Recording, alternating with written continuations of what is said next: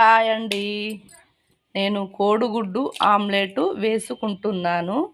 ఇలా చూడండి, ఇలా ఉప్పు కారం వేసుకొని బాగా ఇలా కలుపుకోవాలి. చూడండి,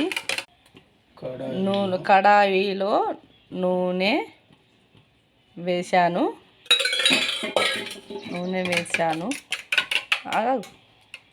తిప్పాలి, ఇలా తిప్పుకోవాలి. ఆమ్లెట్కు ఇలా ఆమ్లెట్ ఇలా పోసుకోవాలి. ఇలా గుండ్రంగా తిప్పుకోవాలి. ఆమ్లెట్ ఎలా ఉందో చెప్పండి మీరు. ఇలా ఆమ్లెట్, వేడి వేడి ఆమ్లెట్ రెడీ.